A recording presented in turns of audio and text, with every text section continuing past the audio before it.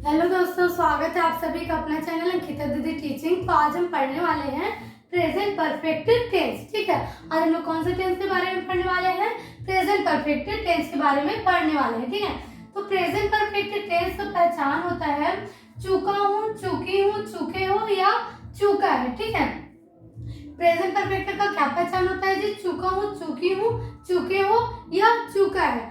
और दूसरा क्या पहचान होता है? या है, ये है या है। ठीक है, मतलब किसी भी वाक्य के लास्ट में क्या आएगा? चूका हूँ, चूकी हूँ, चूके हो या चूका है आएगा। ठीक है, या फिर या है, ये है या फिर या है, ये सब शब्द आएंगे तो आपको कौन सा टेंस होगा? प्रेजेंट परफेक्ट टेंस होगा। ठीक है, जैसे कि मैं खाना खा चुकी हूँ। ठीक है, मैं खाना खा चुकी हूँ, तो लास्ट में क्या आ रहा है? चुकी हूँ शब्द आ रहा है ना, तो आपको कौन सा टेंस हो गया? वो प्रेजेंट परफेक्ट टेंस हो गया। ठीक है, जैसे कि वह स्कूल जा चुका है, वह स्कूल जा चुका है, तो लास्ट में क्या आ गया? चुका है शब्द आ गया, मतलब वो आपको कौन सा टेंस हो गया? प्रेजेंट परफेक्ट हो गया। ठीक है, वैसे वह खाना खा लिया है, वह खाना खा लिया है, तो लास्ट में क्या आ रहा है? यह आ रहा है, तो यह भी आएगा तो आपको कौन सा टेंस रहेगा?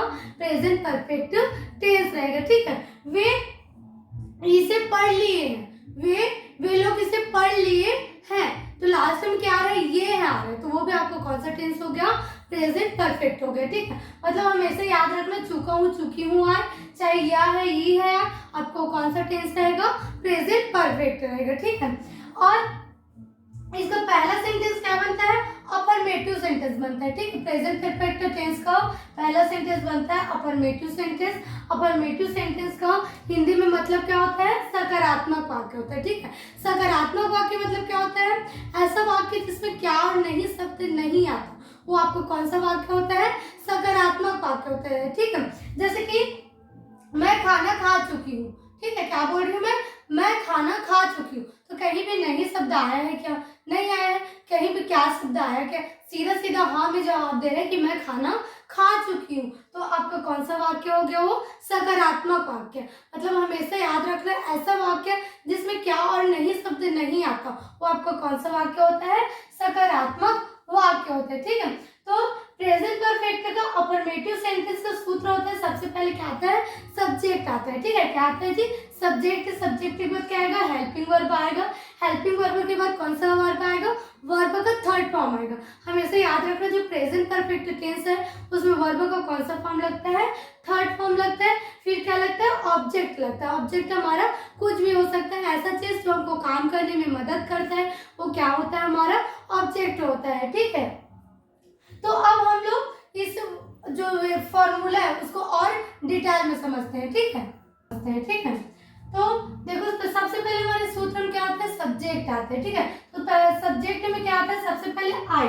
ठीक है, आई मतलब क्या होता है? मैं। मतलब सब्जेक्ट का मतलब क्या होता है? कर्ता, जो किसी भी कार्य को कर सकते हो, क्या होता है? सब्जेक्ट होता है। ठीक है, तो पहला सब्जेक्ट क्या है? आई। आई का मतलब क्या होता है? मैं। यू का मतलब क्या होता है? तुम। वी का मतलब क्या होता है? हम। दे का मतलब क्या होता है? वे।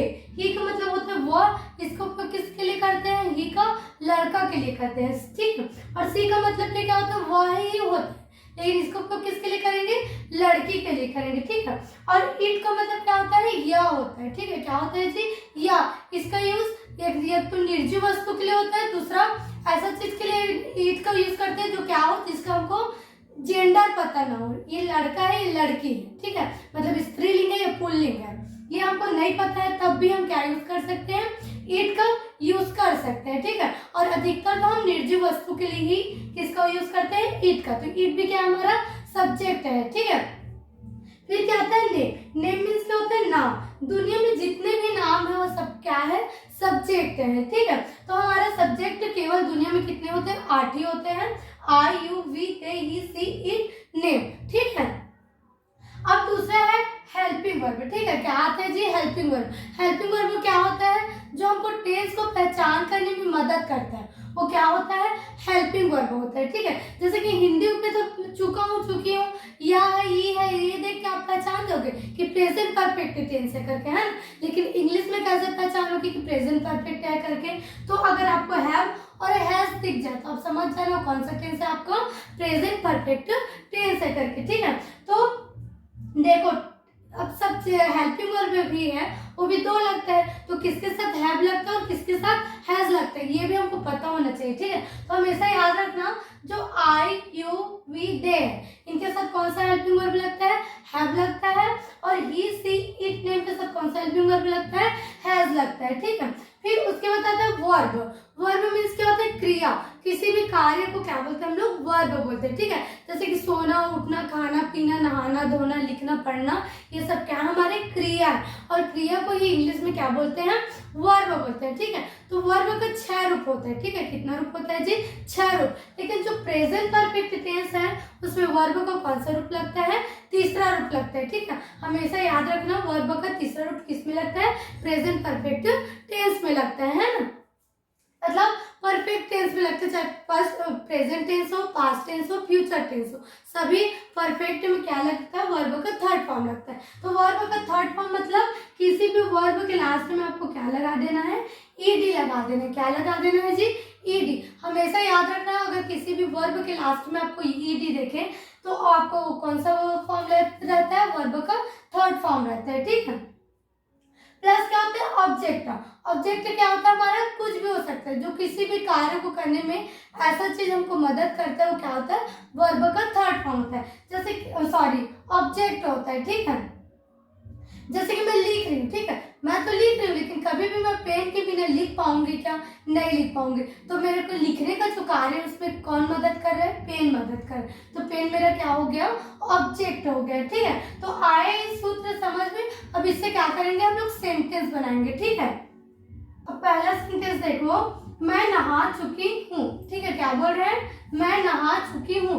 तो हमको कोई भी सेंटेंस बनाने से पहले ना हमको टेंस पहचानना पड़ता है, ठीक है। ये कौन सा टेंस है, तो टेंस का पहचान हमेशा कहाँ से होता है, लास्ट से होता है, ठीक है।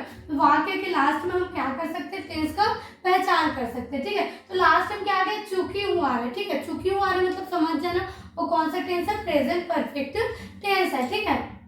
उसके बाद टेंस पहचान हो गया।